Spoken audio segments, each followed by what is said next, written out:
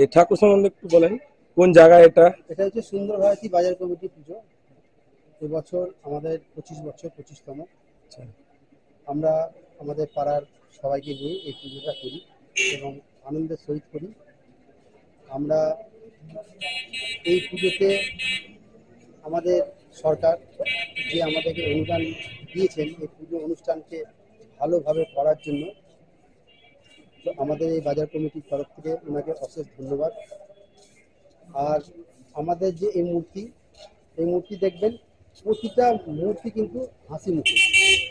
মা আমাদেরকে হাসি মুখে আগমন করেছেন আমাদের কাছে, এবং এই বছরটা যাতে ভালোভাবে থাকুক, ভালো কাটুক, মায়ের এটাই একটা ধন্যবাদ। এই দেখেন সব হাসি মুখে দেখতে পাচ্ছেন, মূর্তি যতগুলো আছে এখানে প্রত্যেকটা মূর্তি দেখেন হাসি মুখে আছে। তো এখানে যে গয়নাগুলো ইউজ করা হয়েছে, যে অস্ত্রগুলো সম্পূর্ণটা পিতলের এবং পলিশ করা।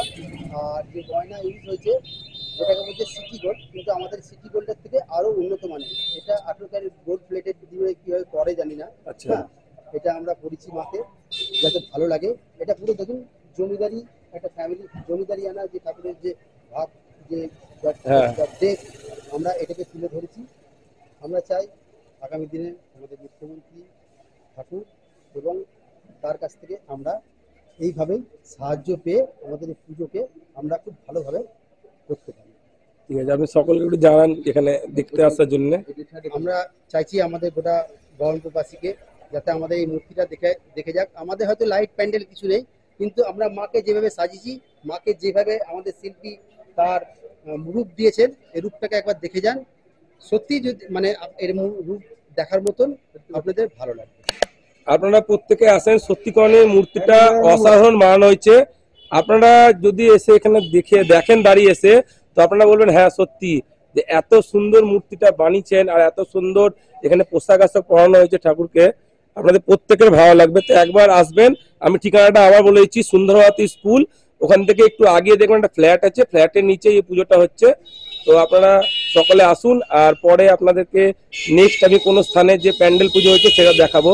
তো এখনকার মতো ভিডিওকে কন্টিনিউ দেখতে থাকেন।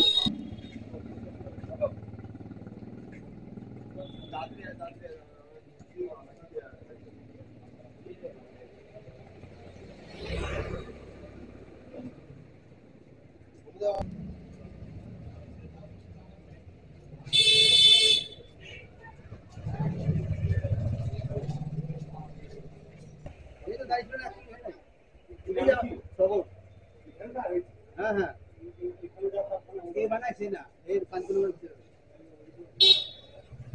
এর আগে ভাটপাড়া সব ঠাকুর বানাতো, এই বছর ও কোনো ঠাকুরই বানায়নি। খোঁজা বানিয়েছে কলকাতা, তারপরে তোমার বর্ধমান।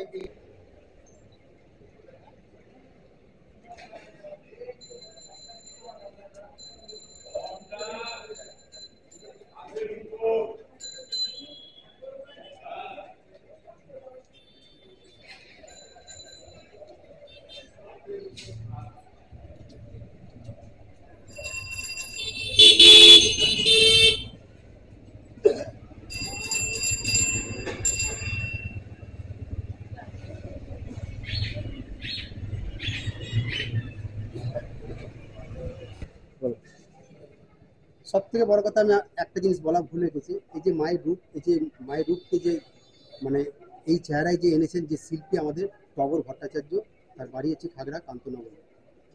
তো টগর টগর কাকু এই ঠাকুরটা করেছেন, আর অসাধারণ করেছেন। তো ওনার নামটা আমরা ভিডিওতে প্রথমে দিতে ভুলে গেছিলাম, তো আপনাদেরকে আবার জানিয়ে দিলাম।